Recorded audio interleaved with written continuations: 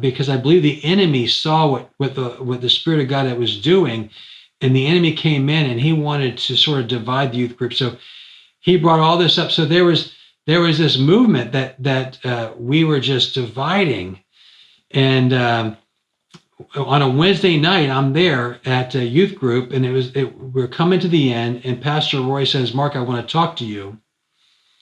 And so he pulls me into the back of the youth group, the building, in the back room, and he says to me, he says, "Mark, I hear you're gay."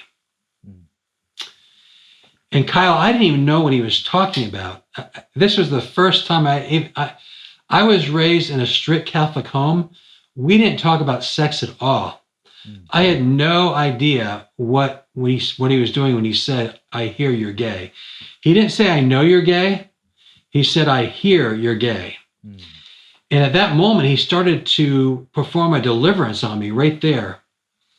And he started getting louder and louder as he says he was speaking to a demonic spirit, which I don't think there was one there, because again, I didn't know what he was talking about.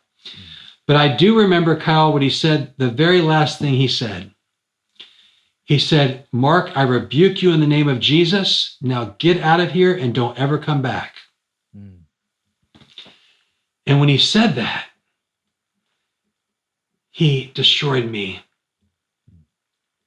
because I felt he was speaking to me as a kid when he said, "Get out of here and don't ever come back."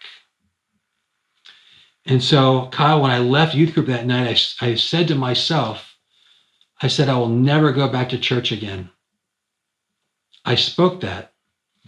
And at that very moment, the enemy uses, one of the areas the enemy uses is inner vows. So when I said that inner vow, the enemy came into my life immediately. I started experiencing the presence of Satan over and over and over again, starting at the age of 13. And he would come into my mind and he would perverse everything I was thinking. He would just turn it all around. So from early ages of 13, 14, 15, I was fighting perversion in my mind. It was an onslaught of the enemy. And to fight that perversion early on in those years, I started drinking alcohol. I started smoking. I started using drugs, and I formed an addiction to pornography. I mean, pornography was front and center at that moment, because what was in my mind, I wanted more of. And at that age, I couldn't go out and physically get it.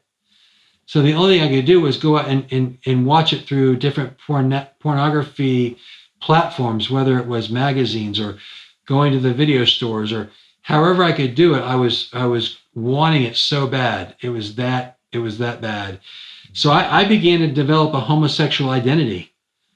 I mean, I took what that pastor said, which I had no idea what he was talking about at the moment. And when the enemy came in, he used that word, because another area the enemy uses is word curses. So word curses are a big part of the enemy's plan. And so when Pastor Roy said, "I hear you're gay," and then I said, "I'm never going back to church again," the enemy compounded those things, and he brought this gay perversion into my life. So, by the time I was 15, 16, 17, I was fighting a homosexual identity full on. Wow. I wasn't acting out, but I desired relationship with other men. I wanted that. I desired it. And so, I hung true to not having any kind of same-sex relationship until I left for college.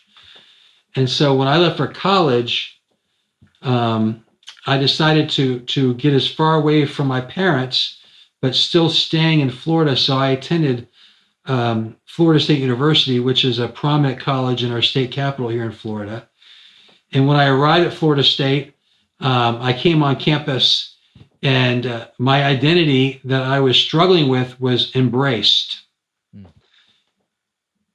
Anywhere on any college campus today, you will find a full embrace of anybody walking with an LGBT identity. So I walked into that campus and whatever I wanted was embraced. So I began living out what I was struggling with for many years.